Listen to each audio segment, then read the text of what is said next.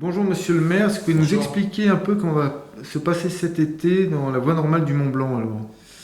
Alors il va se passer pas beaucoup plus de choses que les années précédentes, c'est-à-dire qu'on va demander à tous les alpinistes de respecter les règles qui sont les règles de la montagne, mais surtout les règles d'un site qui a été classé en 1951 par l'État et qui prévoit qu'on a le droit de ne pas y faire tout et n'importe quoi.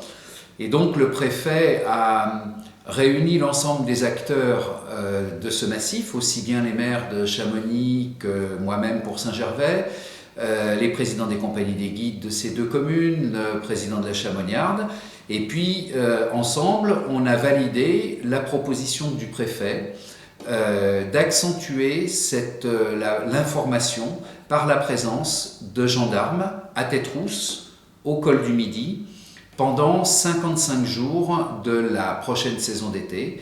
C'est-à-dire que à Tête-Rousse, en particulier pour l'ascension la plus pratiquée, celle de Saint-Gervais, eh bien, il y aura des gendarmes qui conseilleront bien sûr les alpinistes, qui rappelleront les risques, qui rappelleront la nécessité de la préparation, de l'équipement, de regarder la météo, mais qui aussi veilleront au respect de l'interdiction de toute forme de camping dans un site classé. Parce que le Mont Blanc étant un site classé, c'est toute forme de camping qui est interdite, à l'exception d'une zone que j'ai fait déclasser par le ministre à Tête-Rousse et qui s'appelle le camp de base de Tête-Rousse. Donc tous les alpinistes qui auront un gros sac avec une tente, avec un matelas mousse, et bien là les gendarmes leur recommanderont soit d'aller camper au camp de base de Tête-Rousse, soit de poser leur tente au refuge et de faire l'ascension dans des conditions normales comme tout alpiniste.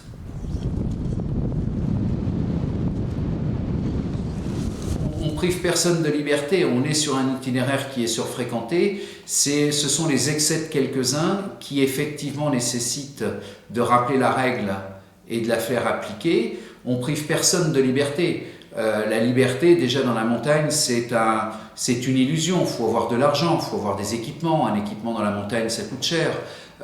Monter à l'aiguille du Midi, c'est un coût très élevé. La montagne, un espace de liberté à la portée de tout le monde, c'est une illusoire, c'est une publicité mensongère. Non, il y a des textes qui régissent le massif du Mont Blanc, qui le protègent. C'est la décision de 1951 d'en faire un site classé.